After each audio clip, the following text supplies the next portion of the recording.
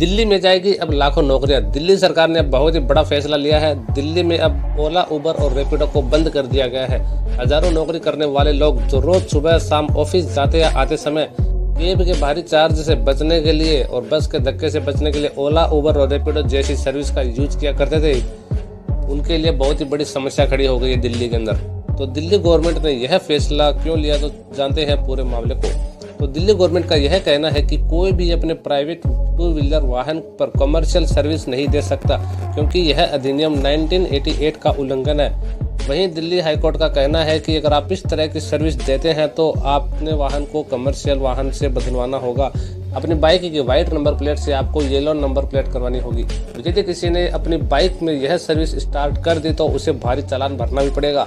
पहली बार नियम तोड़ने पर आपको 5,000 रुपये तक का जुर्माना देना होगा और वहीं दूसरी बार गलती करने पर 10,000 तक का जुर्माना देना होगा और 1 साल की आपको जेल भी हो सकती है। और अगर फिर भी वह नहीं मानता है तो आपको 3 महीने तक का उसका लाइसेंस भी कैंसिल कर दिया जाएगा, यानी 3 महीने तक वह अपने लाइसेंस से हाथ धो बैठेगा।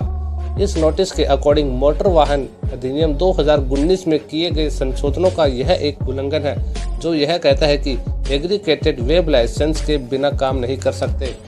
हाल ही में रैपिडो ने महाराष्ट्र में बाइक, टैक्सी और रिक्शा सेवाओं को रोकने के लिए एक एग्रीगेटर को मिले बॉम्बे हाई कोर्ट के आदेश को सुप्रीम कोर्ट में चुनौती भी दी थी और राहत मांगी थी। सुप्रीम कोर्ट ने राहत देने से इनकार कर दिया था और तीनों एग्रीगेटर, जिसमें ओला, उबर और रैपिडो को राज्यों में इस तरह की सर्विस को बंद कर दिया गया था। इससे पहले यह सर्विस कर्नाटका और महाराष्ट्र में भी बंद कर दी गई थी और अब दिल्ली में भी इसे बंद कर दिया गया है।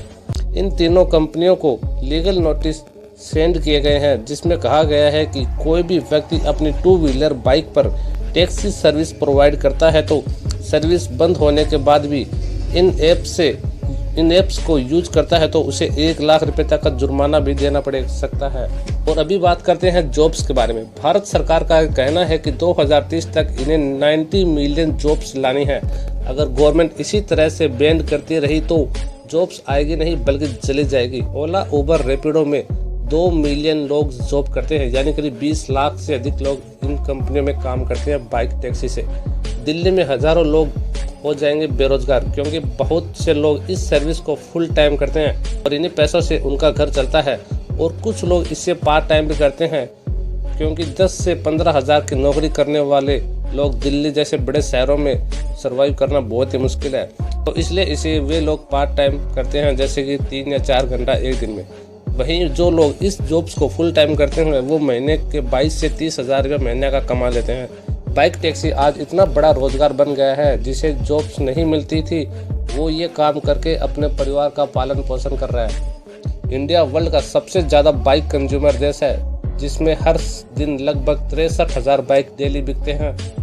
कार के मामले में इंडिया बहुत पीछे है, पर बाइक में नंबर 1 है। बल्कि 2017 में इंडिया को world biggest two wheeler market का खिताब भी मिल चुका है। तो गाइस, आपको क्या लगता है, दिल्ली गवर्नमेंट का यह फैसला सही है गलत, कमेंट में जरूर बताना। और इसी तरह की अमेजिंग वीडियो के लिए आप हमारे चैनल को सब्सक्राइब और वीडियो को लाइक जरूर कर देना। तो मिलते हैं अगली वीडियो में अंदर।